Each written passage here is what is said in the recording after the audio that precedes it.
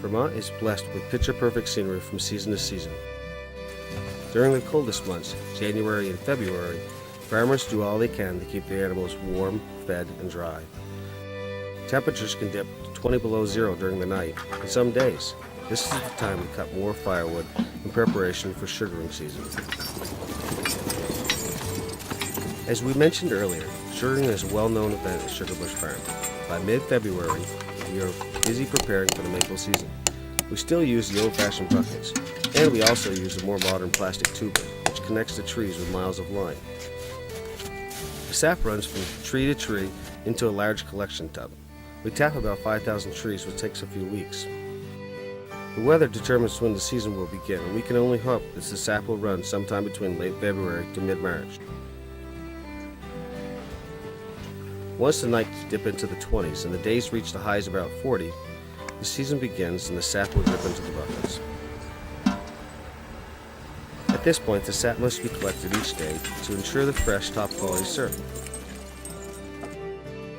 A team of draft horses take us out to empty the buckets each day.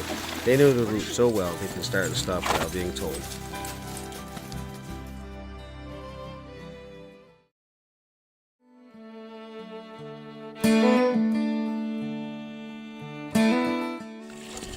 Believe it or not, sap actually looks like water when it comes out of the tree.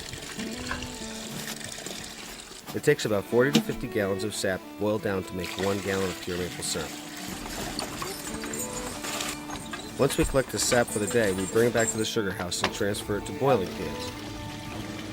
The boiling crew is already stoking the fire to keep the evaporator at the perfect temperature, which will turn the extra water into steam.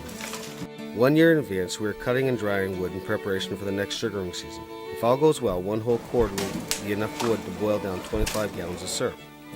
Days can be long in the sugar house. Some days we may be in there for 18 hours or more. This is definitely the family center during the season. Meals are brought in and many neighbors and friends stop by to swap stories and catch up on gossip. As the weather begins to warm up, usually in mid-April, we take the taps out of the trees so the sap can feed the new buds and leaves.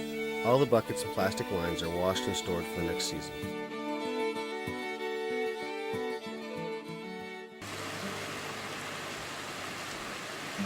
By May, we're anxious for the first signs of spring, and the animals are ready to be in the pasture with their newborns.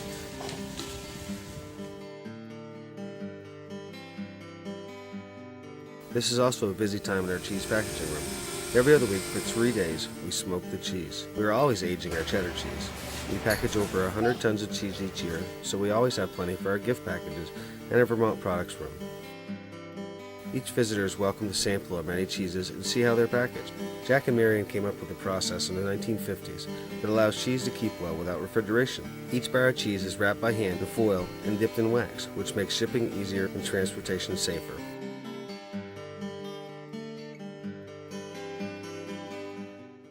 Late spring to mid-fall is the most popular time to venture to Sugarbush. We thoroughly enjoy speaking with people from all over the world and sharing our family farm. Even our calves enjoy the attention. As the summer days grow shorter, the farmers know the growing season will soon turn to a fall harvest. The foliage season is truly a blessing with all the hardwood trees showing their glorious colors of red, yellows, and browns. At this point, we're busy taking phone, fax, and mail, and internet orders and packaging thousands of gift boxes for shipping all over the country and beyond.